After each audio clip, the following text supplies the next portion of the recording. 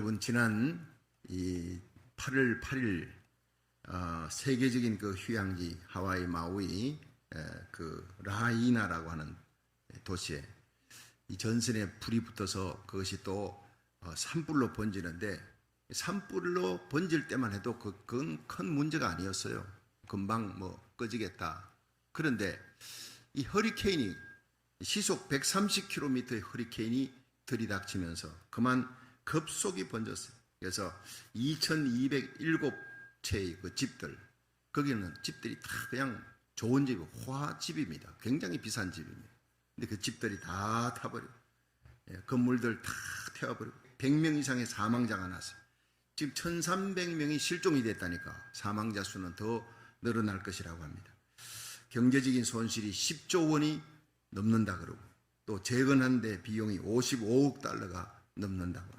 참 기가 막힌 일입니다. 문제는요, 역사적인 교회 그 선교 건물들이 다 타버렸어요. 상점, 식당 다 타버렸어요. 워낙 태풍을 타고 급하게 불이 번진 바람에 사방에 막 이 불이 날라드니까 차를 타고 도망을 가다가 불길에 갇혀버린 거예요. 꼼짝없이 휴양지에 갔던 일가족이 다 차 안에서 불에 타 죽는 일이 생기는 겁니다. 참 얼마나 기가 막힙니까? 어떤 사람은 집에 지붕 위에 올라갔어요. 지붕 위에 올라가가지고 이 불길이 어떻게 되나 봤더니 도저히 거기 지붕 위에 있다가는 살 수가 없겠다 해서 내려가지고 가족들 데리고 전부 바다 속으로 뛰어들어갔어요. 바다에 뛰어드는 길밖에 살 길이 없다. 근데 바다에 뛰어들어도 불길이 바다로 들이닥치니까 바다에 서 있는 선박들이 막 타는 거예요. 참 기가 막힌 일입니다. 어떤 사람은 그 모습을 보고 온 마우이 섬이 팍 그냥 불타는 모습을 보고 폼페이 최후의 날이 연상됐다는, 영화에서 봤던 폼페이 최후의 날, 한순간 화산이 그냥 불바다로 만들고 화산재가 뒤덮어버린 거예요. 온 도시가 불타는 그 모습을 보고 너무 두려웠다는 거예요. 많은 사람들이 하와이 마우이의 휴양지에 거기에 놀러 한번 가는 거 소원을 갖고 있습니다. 세계에서 몰려오는 곳입니다. 그런데 여름 휴양 갔다가 영원히 집으로 돌아오지 못하는 사람들이 많습니다. 그 장면을 보면서 야고보서 4장 14절, 너희 생명이 무엇이냐? 너희 생명은 잠깐 보이다가 없어지는 안개니라 그랬어요. 여러분, 참으로 지혜로운 인생은 누구냐? 내 죽음이 언제 올지라도 그 죽음에 대한 준비가 되어 있는 사람이에요. 언제 죽음이 올지 모릅니다. 언제 예수님 이 땅에 오실지. 여러분, 인생의 종말이 두 가지잖아요. 역사적인 종말은 예수님의 재림이고 개인적인 종말은 죽음입니다. 근데 그 사람들이 그렇게 휴양지에 갔다가 다시 돌아오지 못하는 죽음이 될 줄 아무도 생각을 못했어요. 고린도후서 5장 10절에 보면요, 이는 우리가 다 반드시 그리스도의 심판대 앞에 드러나 각각 우리가 그 몸으로 행한 것을 따라 받으려 합니다. 우리가 일생에 생각과 말과 행위로 지은 모든 죄가 죽음이 오는 순간 하나님의 심판대 앞에 우리는 서게 되는 거예요. 놀라운 일입니다. 정말 우리 인생 끝에 뭐가 있느냐? 하나님의 심판대가 기다리고 있다. 그것을 많은 사람들이 잊어버리고 사는 거예요.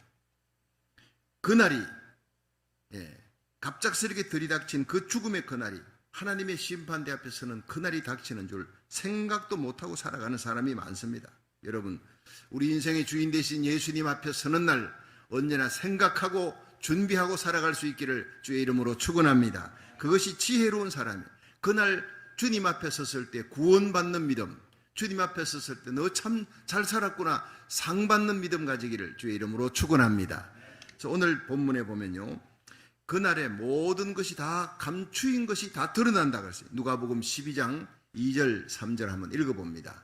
시작. 감추인 것이 드러나지 않을 것이 없고 숨은 것이 알려지지 않을 것이 없나니 이러므로 너희가 어두운 데서 말한 모든 것이 광명한 데서 들리고 너희가 골방에서 귀에 대고 말한 것이 집 위에서 전파되리라. 아멘. 자, 여기서 하나님의 눈은 불꽃 같다는 거예요. 헬리콥터에서는 그 위에서 헬리콥터 타고 할 때, 비행기 타고 할 때 여러분 집은 보이지만 집 안에 뭔 일이 있는지 몇 사람이 있는지 아무것도 볼 수가 없지만 하나님은 다 본다는 거예요. 하나님 전지전능하신 하나님, 불꽃 같은 눈동자로 다 보니까 감추인 것이 드러나지 않을 것이 없다는 거예요. 또 어두운 데서 말한, 여러분 어두운 데서 우리끼리 비밀이야. 하나님 앞에는 비밀이 없습니다. 그것이 광명한 데서 다 들린다는 거예요. 어빙 백스터라고 하는 목사님이, 그분은 지금 하늘나라 가셨습니다만 살아 계실 때 그 부인과 이렇게 통화를 했어요. 전화 통화하면서 우리가 이 차를 좀 바꿔야 되겠다. 차종은 이런 차종을 바꾸면 참 좋겠다라고 그렇게 통화를 했는데, 그 다음날 여러분 그 카톡 이런데 자기 문자 이런데 자기가 어제 아내하고 얘기했던 그 차종이 딱 뜨더라는 거예요. 너무 놀랬다는 거예요. 다 듣고 있다는 거예요. 여러분 우리가 카톡으로 그다음에 그 글을 쓰고 문자 쓰고 하는 거 우리 둘이만 아닙니다. 다 보고 있습니다. 정보국에서 다 지켜보고 있는 겁니다. 여러분 이 두려운 세상입니다. 조심해야 됩니다. 그러니까 성경에서 말한 대로 너희가 어두운 데서 말한 모든 것이 광명한 데서 들리. 이게 뭔 얘기냐? 이 시대에 여러분 우리가 셀폰을 갖고 있으면서 우리가 이 셀폰을 내가 혼자서 쓴다 생각하지만은 이미 왓츠웰 하는 사람들이 많다는 거예요. 유명인사들 약점을 딱 잡아가지고 그 유명인사들을 그렇게 일을 못하게 만드는 정보국의 일이 있다는 그런 얘기 들었는데, 정말 어빙 백스터 얘기 들으니까 소름이 끼치는 거예요. 너희가 골방에서 귀에 대고 말한 것이 집 위에서 전파되리라. 우리 이런 시대에 살아가는, AI 시대를 우리는 통과합니다. 잠언 15장 11절에 보면요, 음부도 유명도 여호와 앞에 다 드러난다. 하물며 인생의 마음이랴. 여러분 사람이 글 쓰고 말하는 것만 드러나는 게 아니라 우리 마음이 하나님 앞에 다 드러나는 거예요. 생각까지도 하나님 앞에 다 드러나는 거예요. 여러분 누가 하나님 앞에 의롭다 하고 하나님의 심판대 앞에 설 때 난 구원받을 수 있습니다 할 수 있는 사람, 난 깨끗합니다 할 수 있는 사람이 누구냐? 아무도 없다는 거예요. 그래서 로마서 3장 23절에 보면 모든 사람이 죄를 범하였으며 하나님의 영광에서 떠났더니 그리스도 예수 안에 있는 구속으로 말미암아 하나님의 은혜로 값없이 의롭다 하심을 얻은 자가 되었느니라. 이 모든 사람이 그 속에 저와 여러분이 들어있는 거예요. 온 세상 사람이 다 들어있는 거예요. 그러니까 아무도 내 의와 나의 생각, 나의 행위로 의롭게 되어 하나님 앞에 구원받을 수 있는 사람 아무도 없다는 거예요. 모든 사람이 죄를 범하였으며 하나님의 영광에서 하나님 구원의 기준에서 다 떠났다는 거예요. 그러나 그리스도 예수 안에 있는 구속 십자가의 은혜로 말미암아 우리는 값없이 의롭다함을 얻은 자가 되었느니라. 에베소 2장 8절은 너희가 그 은혜를 인하여 믿음으로 말미암아 구원을 얻었나니 이것이 너희에게서 난 것이 아니요 하나님의 선물이라 그랬어요. 행위에서 난 것이 아니에요. 자랑하지 말라. 우리는 천국 가서 영원토록 내 할 말 예수의 피밖에 없네. 영원히 찬양할 것은 예수님의 십자가 공로, 예수님의 보혈의 공로만 찬양하게 될 줄로 믿으시기 바랍니다. 그 보혈의 공로를 입지 아니한 사람은 천국을 갈 수가 없어요. 천국 간다 해도 그 사람들은 보혈의 십자가의 공로와 감격이 없기 때문에 그 사람들은 천국이 지옥과 같은 것입니다. 영원토록 보혈 찬양하는데 우리는 보혈 찬양이 얼마나 좋습니까? 설교 전에 저는 항상 보혈 찬양이 너무 좋은 거예요. 지난 한 주간 지은 모든 죄가 이 보혈 찬양하는 가운데 그 피가 우리의 영혼을 덮어 생각과 말과 행위로 지은 죄를 깨끗게 하는 줄로 믿으시기 바랍니다. 가장 귀한 요한일서 1장 7절 그 아들 예수의 피가 너희를 모든 죄에서 깨끗게 하셨느니라. 예수의 피밖에 없는 거예요. 요한일서 1장 9절에 만일 우리가 우리 죄를 자백하면, 우리가 죄를 지었잖아요. 어떻게 하면? 죄를 자백하라는 거예요. 회개하라는 거예요. 자백하면, 회개하면 하나님은 미쁘시고 의로우사 우리 죄를 사하시며 모든 불의에서 우리를 깨끗게 하시느니라. 이사야 1장 8절 오라 우리가 서로 변론하자. 너희 죄가 주홍 같을지라도 흰눈같이 되리라. 먹가같이 검을지라도 양털같이 깨끗하게 되리라. 여러분 주님께서 우리를 초청하는 이 예배에 오라는 거예요. 수고하고 무거운 짐진 자들아 내게로 오라. 내가 너희를 쉬게 하리라. 여러분 인생의 죄짐, 질병의 짐, 인생고의 짐을 지고 허덕이는 인생들 다 오라는 거예요. 주님이 대신 져주겠다는 거예요. 여러분 짐 중에 제일 무서운 짐이, 제일 무거운 짐이 바로 죄짐입니다. 이 죄짐을 해결할 수 있는 분은 예수님밖에 없는 줄로 믿으시기 바랍니다. 여러분 하나님의 심판대 앞에 서면 이 죄가 크냐 작으냐가 아닙니다. 모든 죄는 하나님과 나 사이를 갈라놓게 하는 거예요. 죄는 심판받게 하는 거예요. 그 죄는 우리를 지옥으로 끌고 가는 겁니다. 여러분, 어느 목사님이 이 절의 스님들 가운데 고성이 있죠. 아주 유명한 고성들이 세상 떠날 때 이제 그분들은 이제 불에 태우지 않습니까? 그럼 사리가 나옵니다. 사리가 얼마나 나오느냐에 따라서 그분의 공력을 뭐 이렇게 칭송하고 이러는데 그분들의 수명을 조사해서 이상한 점이 발견됐습니다. 효봉 스님이라는 큰 스님은 79세 세상을 떠났어요. 그리고 청담 스님은 70세 세상 떠나고 성철 스님, 그 유명한 성철 스님, 살아있는 부처다 하는 이 성철 스님은 82세, 그래도 좀 스님 중에 오래 사셨어요. 그런데 개신교 목사님들 중에 비교를 해보니까 한경직 목사님은 99세까지 사신 거예요. 그리고 영등포교회 방지일 목사님은 104세까지 사신 거예요. 예. 그리고 충영교회 김창희 목사님은 96세까지 사신 거예요. 모두가 개신교는 90세를 넘겼습니다. 우리 어머님은 내년에 백수입니다. 예. 권사님인데 얼마나 기도 많이 하시고 참. 근데 이 고성들하고 유명한 목사님들을 비교해 보니까 이 고성들은 평균 수명이 77세예요. 근데 목사님들의 유명한 목사님들 평균 수명이 99세라는 몇 살 차이 납니까? 4년, 5년 차이도 아니고 22년 차이가 나는 거예요. 평균 수명이 22년 차이가 나는 거예요. 참 이상했습니다. 이 원인이 뭘까? 이 목사님이 연구를 하는데 사람이 건강해지려면 어떻게 해야 돼요? 물이 좋아야 돼요, 물이. 그래서 정수기 파는 사람들이 물 좋다고 막 선전하고 물이 좋아야 돼요. 그 다음 또 뭡니까? 마시는 공기가 좋아야 돼요. 이 토렌서 오래전에 그 신문에 났는데 미 전역에서 제일 공기 좋고 물 좋은 곳이 토렌스다 이렇게 발표났어요. 여러분 좋은 곳에서 사는 거 감사하시길 바랍니다. 그런데 물 좋고 공기 좋은 심산유국에 가면 절이 있어요. 스님들은 그 절에서 물 좋고 맑은 물, 옥날샘 물, 그리고는 공기가 얼마나 맑고 좋으면 이 도시의 스모그하고는 전혀 다릅니다. 그런데 그분들은 참선을 하잖아요. 아침부터 일어나가지고 참선하면 마음에 평안을 찾습니다. 물 좋고 공기 좋고 마음이 편하면 장수한다라고 그렇게 여러분 생각하고 있는 거예요. 그러면 스님들이 장수를 해야 되는 거예요. 그 이상하지요. 목사님들보다 장수를 못하는 거예요. 목사님들이 오히려 평균 수명이 22년이 더 많다는 거예요. 이 108번뇌를 염려 근심을 벗기 위해서 날마다 참선을 하고 마음의 평안을 가집니다. 거기다가 이분들이 먹는 것은요, 산나물이 고기도 잘 안 먹어요. 예, 피가 탁해질까봐 피를 맑게 하기 위해 산나물 먹고 좋은 채소 먹고 채소를 또 텃밭에 가지고 먹고 산나물에다 약초까지 막 오래 살아야 될 모든 이유가 다 있는 겁니다. 그런데 목사님은 어떻습니까? 물도 별로인 도시, 공기도 별로인 도시 안에 사는데 이분들은 매일 새벽기도 나오는 거예요. 매일 새벽기도 설교 준비, 수요 예배 준비, 금요 예배 준비, 주일날 되면 큰 교회 목사님은 4번, 5번 설교합니다. 스트레스를 설교 준비 위한 스트레스가 얼마나 많습니까? 설교의 성도들이 은혜 받으면 그렇게 기쁜데 준비할 때는요 정말 해산의 고통을 하는 거예요.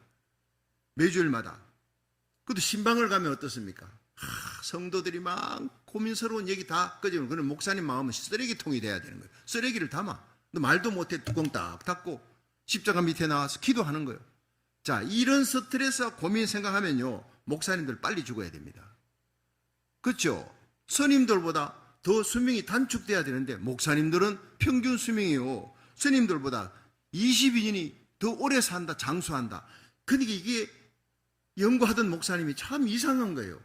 이유가 무엇일까? 이유가 무엇일까 했는데 그것이 바로 죄 문제였다는 거예요. 죄 문제. 성철 큰 스님의 예를 듭니다. 성철 큰 스님은 죄 문제를 해결하려고 8년 동안 누워서 자지 않았대요. 예.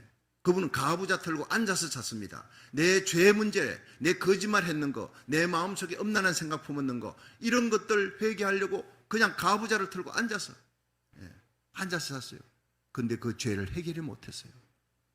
10년 동안 사람 만나지 않고 참선을 하려고 부처가 되려고 10년 동안을 암자에 가서 철조망 닫혀놓고 음식만 갖다 주는 동작 음식 갖다 주는 그것만 먹고 10년 동안을 사람을 만나지 않았어요. 그렇게 깨끗하게 살아보려고. 그런데 1993년 성철 큰 스님이 이런 유언을 남기고 세상을 떠나면 이게 신문에 다 났던 얘기예요. 내가 인생을 잘못 선택했다. 난 지옥에 간다. 내 죄는 산보다 높고 바다보다 깊은데 내 어찌 감당하랴. 내가 80년 동안 포교한 것은 헛것이로다. 우리는 구원이 없다. 죄값을 해결할 자가 없기 때문이다. 그러면서 이런 글을 썼습니다. 생평기강 남녀군이요 일평생 남녀무리를 속여서 미치게 했으니 미천과업 과수미라. 그 죄업이 하늘에 미쳐 수미산보다 더 크구나. 활렴압이 한만단이라. 산채로 불에 무간지옥에 떨어지니 한이 만갈래나 되는구나. 일륜토홍 괴벽산이라. 한 덩이 붉은 해가 푸른 산에 걸렸구나. 마지막 노을이 지는데 붉게 타오르는 그걸 보면서 내가 떨어질 그 무간지옥 불바다를 생각하면서 한이 맺혀서 만갈래 가슴이 찢어진다는 거예요. 이게 바로 살아있는 부처 성철스님의 마지막 죽기 전의 고백이었습니다. 성철스님은 불교계가 존경하는 거장이지만 죄의 문제를 해결할 수 없어 한 맺힌 유언을 쏟고 세상을 떠났습니다. 그런데 목사님들은 늘 회개합니다. 어제 지언제 오늘 회개합니다. 여러분 새벽기도 나가서 예수의 보혈의 피로 죄사함을 받습니다. 하나님의 백성답게 거룩하게 살려고 날마다 노력합니다. 여러분 요한일서 1장 7절 그 아들 예수의 피가 너희를 모든 죄에서 깨끗게 하셨느니라. 회개할 수 있는 길, 죄 용서함을 받을 수 있는 길, 우리의 죄를 씻을 수 있는 유일한 길이 그 아들 예수의 피인 줄 믿으시기 바랍니다. 이거 차이라는 거예요. 이거 차이. 기독교의 가장 큰 능력이 뭡니까? 십자가의 능력이라는 거예요. 정사와 권세를 벗어버려 밝히 드러내시고 십자가로 승리하셨느니라. 우리는 일평생 우리를 위해 십자가에 달려 죽으신 예수님, 우리의 죄를 속하기 위해 보혈의 피를 흘려주시고 부활하신 예수님의 그 십자가만 자랑하시기를 축원합니다. 여러분 날마다 우리의 숨은 죄를 십자가로 처리하고 죄와 싸우되 피 흘리기까지 싸우며 하나님만 소망하는 그리스도의 강한 군사가 되어서 하나님의 복음을 힘있게 전가하다가 우리 주님 앞에 서는 날 하늘의 상 받는, 구원받을 뿐 아니라 하늘의 상 받는 믿음의 승리자가 되기를 주의 이름으로 축원합니다. 두 번째는요, 하나님만을 참으로 두려워해야 돼요. 그날이 죽음이 언제 올지라도, 예수님 언제 올지라도 우리가 하나님만을 두려워하며 살아가는 신자가 돼야 된다는 거예요. 요한복음 1장 12절에 영접하는 자, 곧 그 이름을 믿는 자들에게 하나님의 자녀가 되는 권세를 주었다 그랬어요. 여러분 하나님의 자녀가 된다는 것도 대단한데 이 권세가 뭐냐? 자녀의 권세. 이게 바로 하나님 아버지 앞에 나가서 기도하는 거예요. 구하는 거예요. 그러면 아버지가 주신다는 거예요. 아버지가 뭡니까? 책임지는 분입니다. 나의 인생을 책임지는 분이, 내가 하나님 앞에 달라고 간구하고 하나님 지금 당장 급해요, 이런 문제를 해결해 주세요 하면 과부가 재판관을 움직입니다. 하나님 두려워하지 않고 사람을 무시하는 재판관도 과부가 번거롭게 하니 하물며 너희 천부께서 너희의 간구하는 기도 속히 들어주지 않겠느냐. 하나님은 불의한 재판관과 다르다. 자기 사랑하는 아들을 십자가에 내놓으신 만큼 너희를 사랑하시고 자기 아들을 우리 위해 아낌없이 십자가에 내어놓으신 하나님이 어찌 그 아들과 함께 모든 것을, 너희가 간구하는 모든 것을 선물로 은사로 주시지 아니하시겠느냐. 너희 믿음이 적은 자들하는 거예요. 십자가 바라보면 우리 하나님을 향해 담대히 은혜의 보좌 앞에 담대히 나가서 기도할 수 있는 힘을 얻게 될 줄로 믿으시기 바랍니다. 우리가 기도하면 하나님의 큰 손이 역사한다는 거예요. 요한복음 16장 24절에 지금까지는 너희가 내 이름으로 아무것도 구하지 아니했으나 구하라 그리하면 받으리니 너희 기쁨이 충만하리라. 우리의 삶 속에 기쁨을, 죄사함의 기쁨에다가 기도의 기쁨, 기도 응답의 기쁨을 넘치게 하시는 분이 살아계신 하나님이시라는 거예요.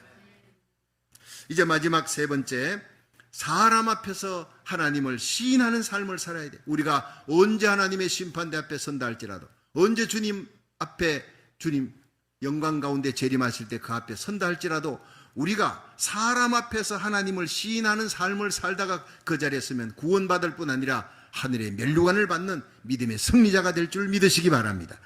누가복음 12장 9절에 보면 사람 앞에서 나를 부인하는 자는 하나님의 사자들 앞에서 부인함을 받으리라. 얼마나 무서운 얘기인지 모릅니다. 로마서 10장 9절 10절에 네가 만일 내 입으로 예수를 주로 시인하며 또 하나님께서 그를 죽은 자 가운데 살리신 것을 내 마음에 믿으면 구원을 얻으리니 사람이 마음으로 믿어 의에 이르고 입으로 시인하여 구원에 이르느니라 했어요. 시인하는 신앙, 구원과 연결되어 있어요. 왜냐? 이 로마 시대에 아침이 되면요, 우리가 아침이 되면 사람들, 이웃들 만나면 뭐합니까? 굿모닝 하지 않습니까? 로마 시리에 있는 사람들 만나면 Caesar is my king 그럽니다. 가이사가 우리의 왕입니다 고백합니다. 근데 예수 믿는 사람은 뭐라 그러죠? 예, Jesus Christ is my king이라고 합니다. 예수님이 나의 왕이라고 그래요. 고발합니다. 바로 끌려갑니다. 재판받고 화형장에 끌려갑니다. 사자굴에 끌려갑니다. 목배임 당해 죽습니다. 그러니까 예수를 구주로 시인하는 것은 바로 순교와 연결되는 거예요. 죽음과 연결되는 겁니다. 이런 신앙 고백적인 삶을 살아라는 겁니다. 마음으로 믿어 의에 이르고 입으로 시인하여 구원에 이른다는 거 굉장히 중요한 얘기예요. 2015년 제가 IS 공격을 받고 막 고향을 떠나서 막 핍박을 받고 그 과격파 그 이슬람들에 의해서 막 자기 가족들이 죽임을 당하고 급하게 피해서 수백만 명이 어디로 갔습니까? 요르단으로도 가지만 터키 쪽으로 많이 갔어요. 그래서 제가 기도하다가 하나님께서는 빨리 그쪽으로 직접 가라. 나는 헌금 한번 해가지고 줄래 했더니 하나님께서는 빨리 가라는 거예요. 직접 가서 도와주라. 그래서 우리 성도들에게 선포하고 당에 결정하고 그때 이제 헌금들을 모아서 그 헌금들을 다 들고 가는 게 아니라 미리 그쪽으로 와이어로 연락해가지고 제가 가면은 트럭이 준비되어 있어요. 물품들이 다 패키지로 준비돼가지고 블랑켓이나 그들이 쓸 물품들 다 한 패키지로 해서 그냥 수백 개가 쌓여 있습니다. 그럼 가면 그 트럭이 오고 그 트럭 앞에 사람들이 모이면 나눠주는 거예요. 그 난민촌에 직접 들어가서 나눠주기도 하고, 그러기 위해서 제가 가서 2주간을 다녀서 왔습니다. 그런데 한 번은 뭐 디아르바크르, 가지안텝 여러 곳을 다니다가 한 번은 안디옥에 갔어요. 성경에 나오는 안디옥. 그 안디옥 교회가 장승호 목사님, 지난번에 여러분 오셔서 간증하셨던 우리 장승호 목사님이 오셨는데 그 장승호 목사님이 저에게 전도하러 가자는 거예요. 그래서 어느 집에를 갔는데 그 무스타파라고 하는 사람이 자기가 있던 고향에서 아주 자동차업을 딜러를 하던 잘 살았습니다. 근데 갑자기 핍박을 받고 죽게 생겼으니까 급히 집차에 가족들만 태워가지고 이제 도망을 온 거예요. 근데 이분이 거기서 이제 살아갈 수가 없으니까 막노동을 합니다. 그래서 내가 예수님을 구주로 사형리를 갖고 예수님을 구주로 영접을 시켰어요. 이 온 가족이 예수님을 영접을 했습니다. 그 아내도 그리고 세 딸들도 조카까지 다 예수님을 영접하고 그 다음 주일날 그들에게 침례를 줬어요. 목욕탕 갖고 와가지고 그 안에 침례를 줬는데 이게 얼마나 덩치가 큰지요. 다른 사람들로 한 물속에 들어갔다 나와도 표시 없는데 무스타파가 들어갔다 나오니까 물이 절반으로 확 줄어버려요. 그래서 하여튼 이분에게 감격스러운 세례식을 마치고 그리고는 그 다음날 무스타파가 갑자기 아프대요. 많이 아프대요. 그래가지고 이제 장성훈 선교사님하고 같이 갔죠. 갔더니 온몸에 시퍼렇게 멍이 들어가 막 보여주는데요. 왜 이러냐? 하루 만에 왜 이렇게 됐냐 했더니 예수님 믿고 세례받고 자기가 공사장에 일하러 나가야 먹고 살기 위해 가족들 책임져야 되니 갔는데 일하다가 정오가 되는 거예요. 애잔이 울립니다. 애잔이라는 것은요 하루에 5번 울리는 이슬람에서 그 애잔이 막 울립니다. 그러면요 사람들이 전부 다 그냥 무릎 꿇고 그냥 절을 하는데 땅바닥에 절하는 사람도 있지만 자동차 안에 전부 다 카페트를 가지고 다녀요. 그 자리에 쫙 깔아놓고 메카를 향해 사우디 메카를 향해서 알라 신에게 경배하는 시간입니다. 참 대단합니다. 그들의 종교적인 열정은 대단해요. 그들이 예수님을 만났다면 얼마나 놀라운 일이 벌어지겠습니까? 길바닥에서 애잔 울리니까 쫙 절하는 거예요. 근데 무스타파는 안 하는 거예요. 그 동료들이 너 왜 안 하냐? 왜 알라 신에게 절 안 하고 그래? 나 예수 믿었어. 지난 주일 내에 세례받았다. 난 크리스찬이야. 그 얘기를 하는 순간 동료들이 다 달라들어 집단으로 구타를 해버린 거예요. 얼마나 때렸는지. 그 얘기를 하는데 눈물이 나더라고. 그래 잘했다. 무스타파 너 정말 훌륭하다. 굿 크리스찬이다. 제가 안아줬습니다.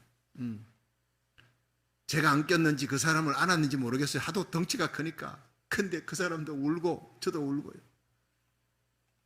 의를 위해 핍박을 받는 자는 복이 있다.